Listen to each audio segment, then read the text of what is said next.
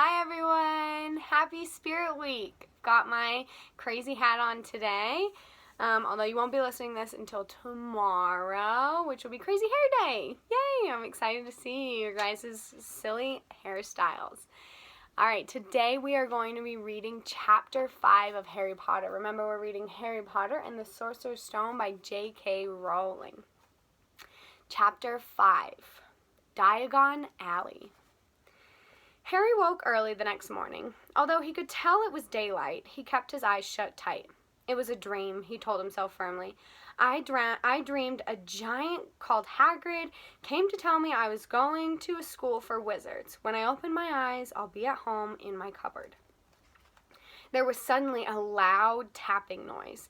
And there's Aunt Petunia knocking on the door, Harry thought, his heart sinking. But he still didn't open his eyes. It had been such a good dream. Tap, tap, tap. All right, Harry mumbled. I'm getting up. He sat up, and Hagrid's heavy coat fell off him. The hut was full of sunlight. The storm was over. Hagrid himself was asleep on the collapsed sofa, and there was an owl rapping its claw on the window, a newspaper held in its beak. Harry scrambled to his feet, so happy he felt as though a large balloon was swelling inside of him. He went straight to the window and jerked it open. The owl swooped in, dropped the newspaper on top of Hagrid, who didn't wake up. The owl then fluttered onto the floor and began to attack Hagrid's coat. Don't do that! Harry tried to wave the owl out of the way, but it snapped its beak fiercely at him and carried on savaging the coat. Hagrid, Harry said loudly, there's an owl! Pay him, Hagrid grunted into the sofa. What? He wants paying for delivering the paper. Look in the pockets. Hagrid's coat seemed to be made of nothing but pockets. Bunches of keys, slug pellets, balls of strings, peppermint handbugs, tea bags. Finally, Harry pulled out a handful of strange-looking coins. Give him 5 nuts, said Hagrid sleepily. Nuts? The little bronze ones. Harry counted out 5 little bronze cones. The owl held out its leg to Harry so Harry could put the money into a small leather pouch tied to it. Then he flew off through the open window. Hagrid yawned loudly and sat up and stretched. Best be off, Harry. Lots to do today. Gotta get up to London and buy all your stuff for school. Harry was turning over the wizard coin and looking at him. He had just thought of something that made him feel as though the happy balloon inside of him had got a puncture. Hagrid? Said Hagrid, who was pulling on his huge boots. I haven't got any money, and you heard Uncle Vernon last night. He won't pay for me to go and learn magic. Don't worry about that, said Hagrid, standing up and scratching his head. Do you think your parents didn't leave you anything? But if their house was destroyed, they didn't keep their gold in the house, boy. Now, first stop for us is Gringotts Wizard's Bank.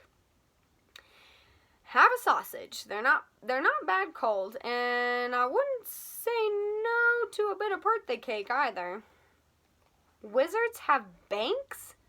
Just the one, Gringotts, run by goblins. Harry dropped the bit of sausage he was holding. Goblins? Yeah.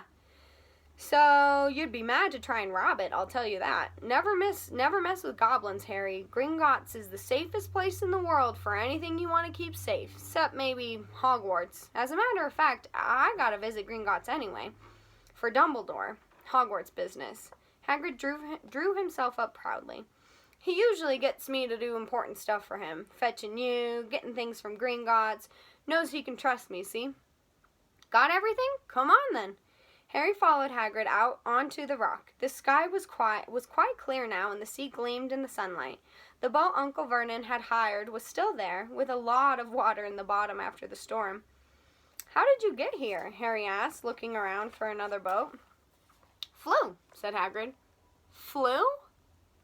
Yeah, but we'll go back in this.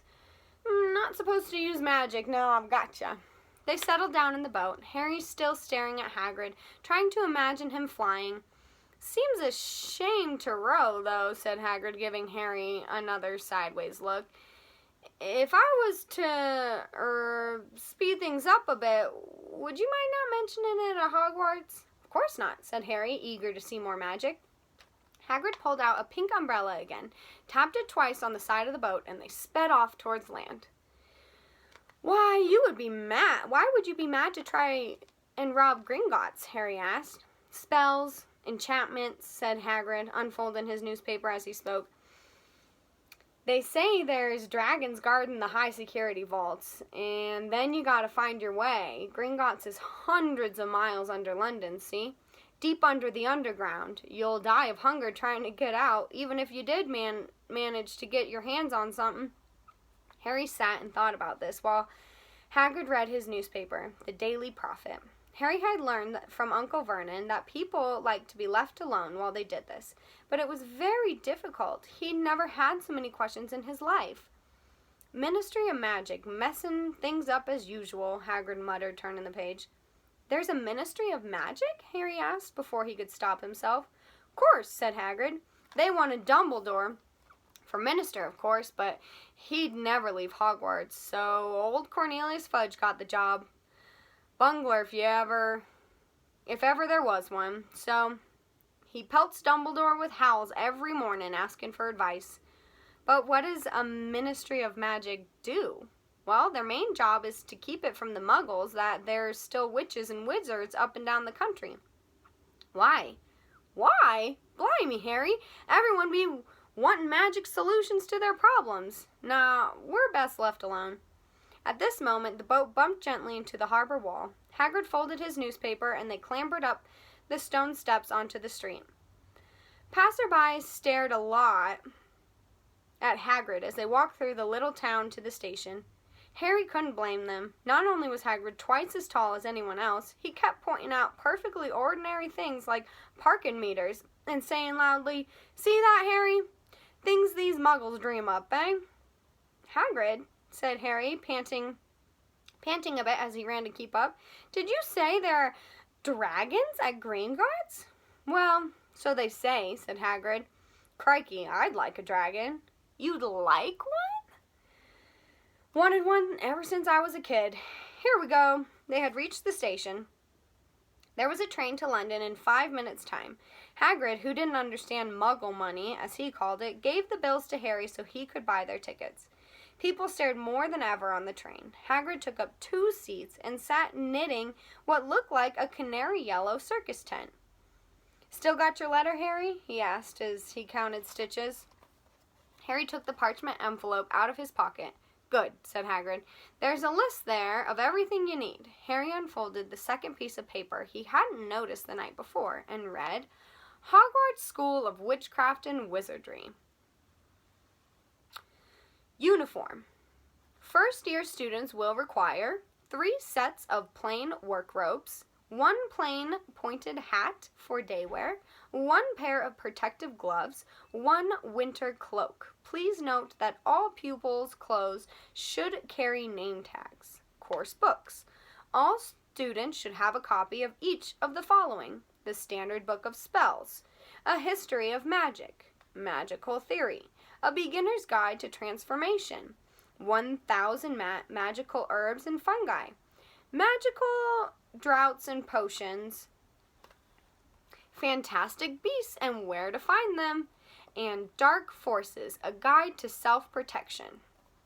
Other equipment: 1 wand, 1 cauldron, 1 set of glass or crystal vials, 1 telescope, 1 set brass scales. Students may also bring an owl or a cat or a toad. Parents are reminded that first years are not allowed to own broomsticks. Can we buy all this in London? Harry wondered out loud. If you know where to go, said Hagrid.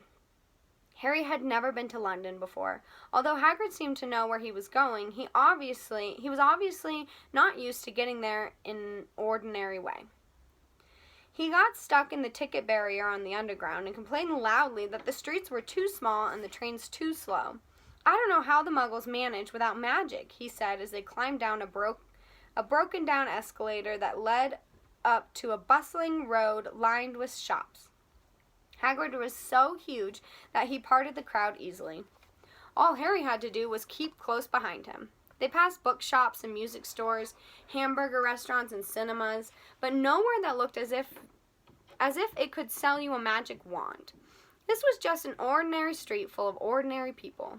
Could there really be piles of wizard gold buried miles beneath them? Were there really shops that sold spell books and broomsticks?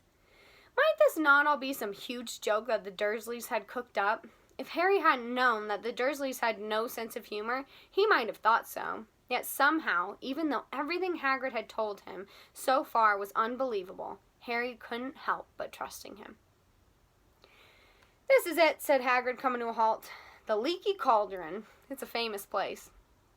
It was a tiny, grubby-looking pub. If Hagrid hadn't pointed it out, Harry wouldn't have noticed it was there, and people hurrying by didn't glance at it. Their eyes slid from the big bookshop to one side to the record shop on the other side, as if they couldn't see the Leaky Cauldron at all. In fact, Harry had the most peculiar feeling that only he and Hagrid could see it. Before he could mention this, Hagrid had steered him inside. For a famous place, it was very dark and shabby. A few old women were sitting in a corner drinking tiny glasses of sherry. One of them was smoking a long pipe. A little man in a top hat was talking to the old bartender, who was quite bald and looked like a toothless walnut. The low buzz of chatter stopped when they walked in. Everyone seemed to know Hagrid. They waved and smiled at him, and the bartender reached for a glass, saying, "The usual, Hagrid?" "Can't, Tom. I'm on Hogwarts business," said Hagrid, clapping his great hands on Harry's shoulder and making Harry's knees buckle. "Good Lord," said the bartender, peering at Harry. Could this be?" The Leaky Cauldron had suddenly gone completely still and silent. "Bless my soul," whispered the old bartender. "Harry Potter. What an honor." He hurried out from behind the bar, rushed toward Harry, and seized his hand, tears in his eyes. "Welcome back, Mr. Potter. Welcome back." Harry didn't know what to say. Everyone was looking at him. The old woman with the pipe was puffing on it without realizing it had gone out. Hagrid was beaming. Then there was a great scraping of chairs, and the next moment Harry found himself shaking hands with everyone in the Leaky Cauldron. "Doris Crockford, Mr. Potter, can't believe I'm meeting you at last. So proud, Mr. Potter. I'm just so proud. Always wanted to shake your hand. I'm all of a flutter." "Delighted, Mr. Potter. Just can't tell you. Digley's the name. Dedalius Diggle." "I've seen you before," said Harry, as Dedalius Diggle's top hat fell off in his excitement. "You bowed at me once in a shop." "He remembers!" cried Dedalius Diggle, looking around at everyone. "Did you hear that? He remembers me." Harry shook hands again and again. Doris Crockford kept coming back for more. A pale young man made his way forward very nervously, one of his eyes twitching. "Professor Quirrell," said Hagrid. "Harry, Professor Quirrell will be one of your teachers at Hogwarts." "Potter," stammered Professor Quirrell, grasping Harry's hand. "Can't tell you how pleased I am to meet you." "What sort of magic do you teach, Professor Quirrell?" "Defense against the dark arts," muttered Professor Quirrell, as though he'd rather not think about it. "Not that you need it, eh, Potter?" He laughed nervously. "You'll be getting all your equipment, I suppose. I've got to pick up a new book on vampires myself." He looked terrified at the very thought. But the others wouldn't let Professor Quirrell keep Harry to himself. It took almost 10 minutes to get away from them all. At last, Hagrid managed to make himself heard over the babble. "Must get on, lots to buy. Come on, Harry." Doris Crockford shook Harry's hand one last time, and Hagrid led them through the bar and out into a small walled courtyard, where there was nothing but a trash can and a few weeds. Hagrid grinned at Harry. "Told you, didn't I? Told you were famous. Even Professor Quirrell was trembling to meet you. Mind you, he's usually trembling." "Is he always that nervous?" "Oh, yeah, poor bloke. Brilliant mind. He was fine while he was studying out of books, but then he took a year off to get some first-hand experience. They say he met vampires in the Black Forest, and there was a nasty bit of trouble with the hag. Never been the same since. Scared of the students, scared of his own subject.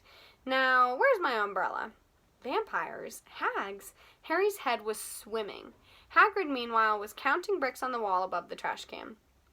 3 up, 2 across, he muttered. Right, stand back, Harry.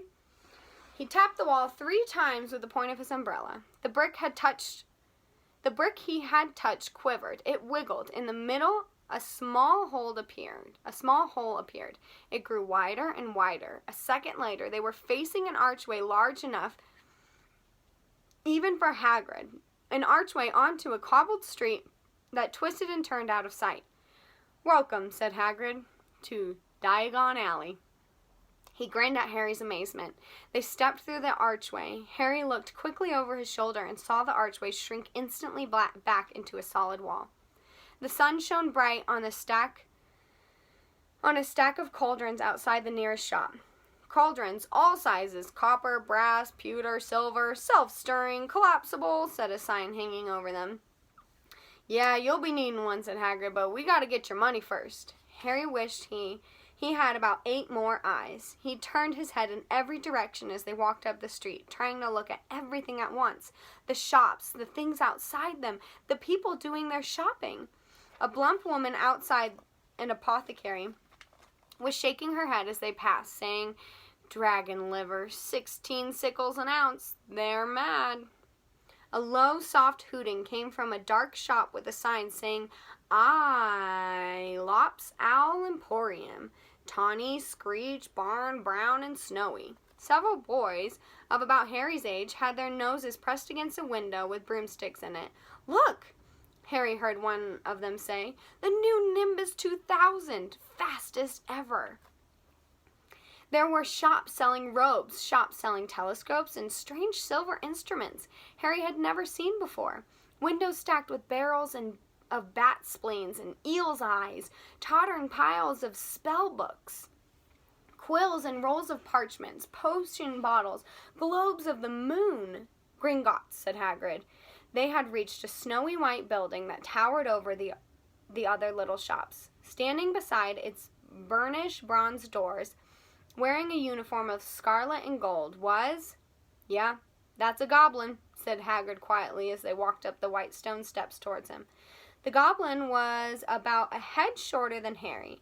He had a swarthy, clever face, a pointed beard, and Harry noticed very long fingers and feet. He bowed as they walked inside. Now they were facing a second pair of doors, silver this time, with words engraved upon them. Enter, stranger, but take heed of what awaits the sin of greed. For those who take, but do not earn, must pay most dearly in their turn. So if you seek beneath our floors a treasure that was never yours, thief, you have been warned, beware of finding more than treasure there. Like I said, you'd be mad to try and rob it, said Hagrid. A pair of goblins bowed them through the silver doors, and they were in a vast marble hall. About 100 more goblins were sitting on high stools behind a long counter, scribbling in large ledgers, weighing coins in brass scales, examining precious stones through eyeglasses. There were too many doors to count leading off the hall, and yet more goblins were showing people in and out of these. Hagrid and Harry made for the counter. Morning, said Hagrid to a free goblin. We've come to take some money out of Mr. Harry Potter's safe. You have the key, sir? Got it here somewhere, said Hagrid as he started emptying his pockets onto the counter, scattering a handful of moldy dog biscuits over the goblin's book of numbers. The goblin wrinkled his nose. Harry watched the goblin on their right weighing a pile of rubies as big as glowing coals. Got it, said Hagrid here at last, holding up a tiny golden key. The goblin looked at it closely. This seems to be in order. And I've also got a letter from Professor Dumbledore, said Hagrid importantly, throwing out his chest. It's about the you-know-what in Vault 713. The goblin read the letter carefully. Very well, he said, handing it back to Hagrid. I will have someone take you down to both vaults. Grifhook was yet another goblin. Once Hagrid had crammed all the dog biscuits back inside his pockets, he and Harry followed Grifhook toward one of the doors leading off the hall. What's the you-know-what in Vault 713? Asked Harry. Can't tell you that, said Hagrid mysteriously. Very secret. Hogwarts business. Dumbledore's trusted me. More'n my job's worth telling you that. Griphook held the door open for them. Harry, who had expected more marble, was surprised. They were in a narrow stone passageway lit with flaming torches. It sloped deeply downwards, and there were little railway tracks on the floor. Griphook whistled, and a small cart came hurtling up the tracks towards them. They climbed in, Hagrid with some difficulty, and were off. At first, they had just hurtled through a maze of twisting passages. Harry tried to remember. Left, right, left. Middle fork, right, left. But it was impossible. The rattling cart seemed to know its own way because Griphook wasn't steering. Harry's eyes stung as the cold air rushed past them, but he kept them wide open. Once he thought he saw a burst of fire at the end of a passage and twisted around to see if it was a dragon, but too late. They plunged even deeper, passing an underground lake where huge rocks grew from the ceiling and floor. I never know, Harry called to Hagrid over the noise of the cart. What's the difference between the stalagmite and the stalactite? Stalagmite's got an M in it, said Hagrid. And don't ask me questions just now. I think I'm gonna be sick. He did look very green, and when the cart stopped at last beside the small door in the passage wall, Hagrid got out and had to lean against the wall and stop his knees from trembling. Griphook unlocked the door. A lot of green smoke came billowing out, and as it cleared, Harry gasped. Inside were mounds of gold coins, columns of silver, heaps of little bronze nuts. All yours, smiled Hagrid. All Harry's. It was incredible. The Dursleys couldn't have known about this, or they'd have it from him faster than blinking. How often had they complained about how much Harry cost them to keep, and all the time there had been a small fortune belonging to him, buried deep under London. Hagrid helped Harry pile some of it into a bag. The gold ones are galleons, he explained. 17 silver sickles to a galleon, and 29 nuts to a sickle. It's easy enough. Right, that should be enough for a couple of terms. We'll keep the rest safe for you. He turned to Griphook. Vault 713 now, please, and can we go more slowly? One speed only, said Griphook. They were going even deeper now and gathering speed. The air became colder and colder as they hurtled down tight corners. They went rattling over an underground raven, and Harry leaned over the side to try and see what was down at the dark bottom. But Hagrid groaned and pulled him back by the scruff of the neck. Vault 713 had no keyhole. Stand back, said Griphook importantly. He stroked the door gently with one of his long fingers, and it simply melted away. If anyone but a Gringotts goblin tried that, they'd be sucked through the door and trapped in there forever, said Griphook. How often do you check to see if someone's inside? Harry asked. About once every 10 years, said Griphook with a rather nasty grin. Something really extraordinary had to be inside this top security vault, Harry was sure, and he leaned forward eagerly, expecting to see fabulous jewels at the very least. But at first he thought it was empty. Then he noticed a grubby little package wrapped up in brown paper lying on the floor. Hagrid picked it up, tucked it deep inside his coat. Harry longed to know what it was, but he knew better than to ask. Come on, back to this infernal cart, and don't talk to me on the way back. It's best if I keep my mouth shut, said Hagrid. One wild cart ride later, they stood blinking in the sunlight outside Gringotts. Harry didn't know where to run first, now that he had a bag full of money. He didn't have to know how many galleons there were to a pound to know that he was holding more money than he'd had in his whole life. More money than even Dudley had ever had. Might as well get your uniform, said Hagrid, nodding towards Madame Malkin's robes for all occasions. Listen, Harry, would you mind if I slipped off to pick me up in the leaky cauldron? I hate them Gringotts carts. He did still look a bit sick, so Harry entered Madame Malkin's shop alone, feeling nervous. Madame Malkin was a squat, smiling witch dressed in all mauve. Hogwarts, dear, she said, when Harry started to speak. Got a lot here. Another young man being fitted up just now, in fact. In the back of the shop, a boy with a pale, pointed face was standing on a footstool, while a second witch pinned up his long black robes. Madame Malkin stood Harry on a stool next to him, slipped a long robe over his head, and began to pin it to the right length. "Hello," said the boy. "Hogwarts, too?" "Yes," said Harry. "My father's next door buying my books, and Mother's up the street looking for wands," said the boy. He had a bored, drawling voice. "Then I'm going to drag them off to look at racing brooms. I don't see why first years can't have their own. I think I'll bully Father into getting me one, and I'll smuggle it in somehow."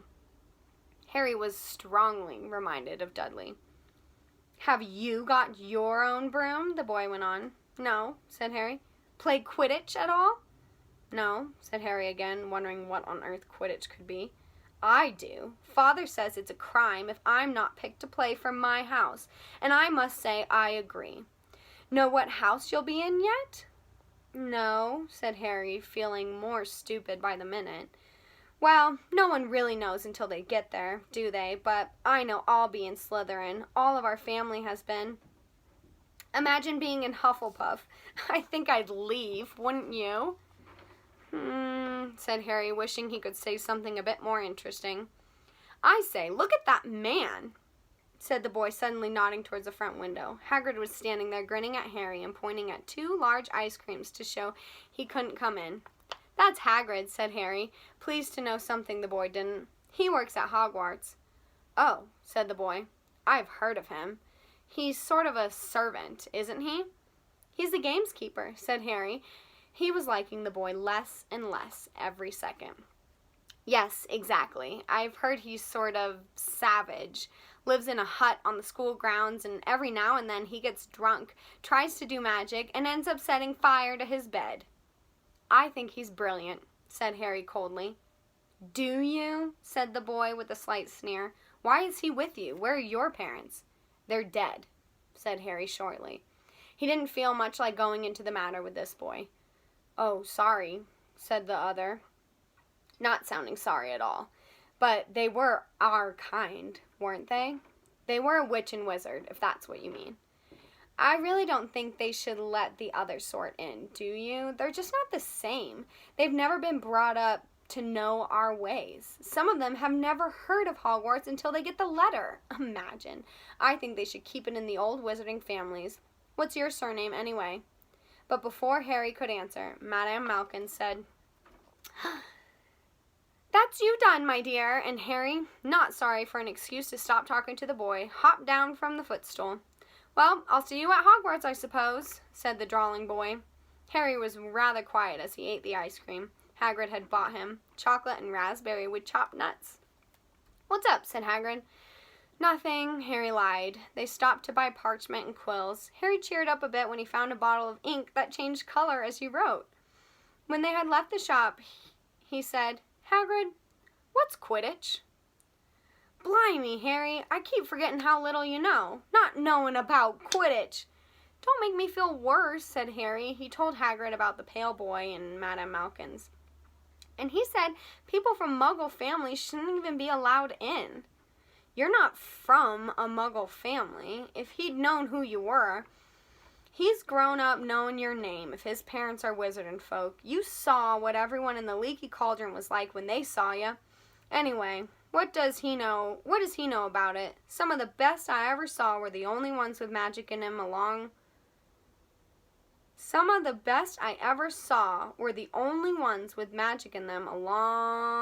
line of muggles. Look at your mom. Look at what she had for a sister." "So, what is Quidditch?" "It's our sport. Wizard sport. It's like soccer in the Muggle world. Everyone follows Quidditch. Played up in the air on broomsticks. There's 4 balls. Sort of hard to explain the rules." "And what are Slytherin and Hufflepuff?" "Schoolhouses. There's 4. Everyone says Hufflepuffs are a lot of duffers, but I bet I'm in Hufflepuff," said Harry gloomily. "Better Hufflepuff than Slytherin," he said darkly. "There's not a single witch or wizard who went bad who wasn't in Slytherin. You know who was one. Sorry, you know who was at Hogwarts? Years and years ago, said Hagrid. They bought Harry's school books in a shop called Flourish and Blots, where the shelves were stacked to the ceilings with books as large as paving stones, bound in leather. Books the size of postage stamps in covers of silk. Books full of particular symbols, and a few books with nothing in them at all. Even Dudley, who never read anything, would have been wild to get his hands on some of these.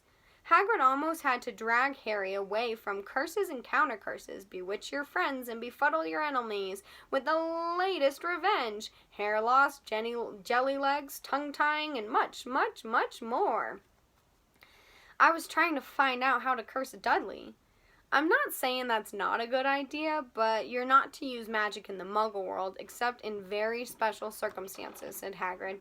And anyway, you couldn't work any of them curses yet. You'll need a lot more studying before you get to that level. Hagrid wouldn't let Harry buy a single gold cauldron either. It says pewter on your list, but they got a nice set of scales for weighing motion ingredients and a collapsible brass telescope. Then they visited the apothecary, which was fascinating enough to make up for its horrible smell, a mixture of bad eggs and rotted cabbages.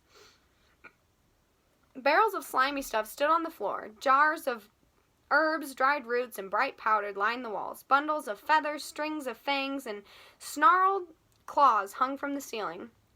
While Hagrid asked the man behind the counter for a supply of some basic potion ingredients for Harry, Harry himself examined silver unicorn horns at 21 galleons each, and minuscule, glittery black beetle eyes, 5 knots a scoop. Outside the apothecary, Hagrid checked Harry's list again. Just your wand left. Oh yeah, and I still haven't got you a birthday present. Harry felt himself go red. You don't have to. I know I don't have to. Tell you what, I'll get your animal, not a toad. Toads went out of fashion years ago. You'll be laughed at. And I don't like cats, and they make me sneeze. I'll get you an owl. All the kids want owls. They're dead useful, carrier mail and everything. 20 minutes later, they left Aelop's Owl Emporium, which had been dark and full of rustling and flickering, jewel-bright eyes. Harry now carried a large cage that held a beautiful snowy owl, fast asleep with her head under her wing. He couldn't stop stammering his thanks. Sounding like Professor Quirrell. Don't mention it, said Hagrid gruffly. Don't expect you've had a lot of presents from the Dursleys. Just Ollivanders left now. Only place for wands. Ollivanders, and you gotta have the best wand. A magic wand. This was what Harry had really been looking forward to. The last shop was narrow and shabby. Peeling gold letters over the door read, Ollivanders, makers of fine wands since 382 BC. A single wand lay on a faded purple cushion in the dusty window. A tinkling bell ran somewhere in the depths of the shop as they stepped inside. It was a tiny place, empty except for a single spindly chair that Hagrid sat on to wait. Harry felt strangely, as though he had entered a very strict library. He swallowed a lot of new questions that had just occurred to him, and looked instead at the thousands of narrow boxes piled neatly right up to the ceiling. For some reason, the back of his neck prickled. The very dust and silence in here seemed to tingle with some secret magic. Good afternoon, said a soft voice. Harry jumped. Hagrid must have jumped too, because there was a loud crunching noise, and he got quickly off his spindly chair. An old man was standing before them, his wide, pale eyes shining like moons through the gloom of the shop. Hello, said Harry awkwardly. Ah, yes, said the man. Yes, yes. I thought I'd be seeing you soon, Harry Potter. It wasn't a question. You've had your mother's eyes. It seems only yesterday she was in here herself, buying her first wand. 10 1/4 inches long, swishly made of willow. Nice wand for charm work. Mr. Ollivander moved closer to Harry. Harry wished he would blink. Those silvery eyes were a bit creepy. Your father, on the other hand, favored a mahogany wand, 11 inches, pliable, a little more power and excellence for transfiguration. Well, I say, your father favored it. It's really the wand that chooses the wizard, of course. Mr. Ollivander had come so close that he and Harry were almost nose to nose. Harry could see himself reflected in those misty eyes. And that's where Mr. Ollivander touched the lightning scar on Harry's forehead with a long, white finger. "I'm sorry to say I sold the wand that did it," he said softly. 13.5 inches, you, powerful wand, very powerful, and in the wrong hands. Well, if I'd known what that wand was going out in the world to do. He shook his head. To Harry's relief, spotted Hagrid. "Rubus! Rubus Hagrid, how nice to see you! Oh, 16 inches, rather bendy, wasn't it?" "It was, sir, yes," said Hagrid. "Good wand, that one, but I suppose they snapped it in half when you got expelled," said Mr. Oliver, suddenly stern. Yes, they did, yes," said Hagrid, shuffling his feet. "I've still got the pieces, though," he added brightly. "But you don't use them," said Mr. Oliver sharply. "Oh, no, sir," said Hagrid quickly. Harry noticed he gripped his pink umbrella very tightly as he spoke. Said Mr. Ollivander, giving Hagrid a piercing look. "Well, now, Mr. Potter, let me see." He pulled a long tape measure with silver markings out of his pocket. "Which is your wand arm?" Well, I'm right-handed," said Harry. "Hold out your arm. That's it." He measured Harry from shoulder to finger, then wrist to elbow, shoulder to floor, knee to armpit, and round his head. As he measured, he said, "Every Ollivander wand has a core of a powerful magical substance, Mr. Potter. We use unicorn hairs, phoenix tail feathers, and the heartstrings of dragons. No two Ollivander wands are the same, just as no two unicorn, dragons, or phoenixes are quite the same. And of course, you will never get such good results with another wizard's wand." Harry suddenly realized that the tape measure, which was measuring between his nostrils, was doing this on its own. Mr. Ollivander was filtering around the shelves, taking down boxes. "This will do," he said, and the tape measure crumbled into a heap on the floor.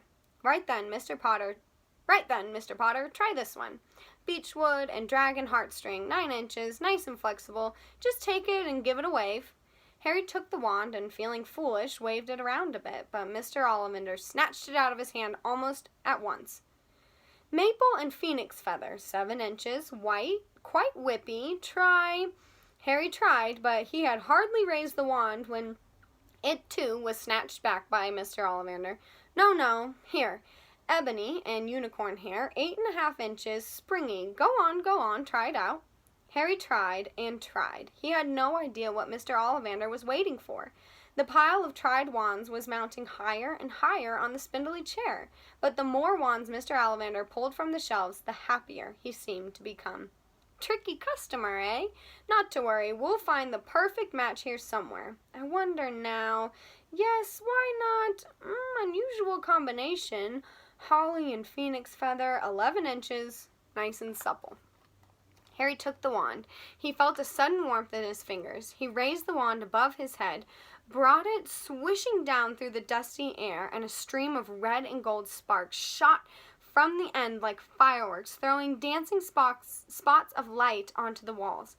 Hagrid whooped and clapped, and Mr. Ollivander cried, "Oh, bravo! Yes, indeed. Oh, very good. Well. How curious. How very curious."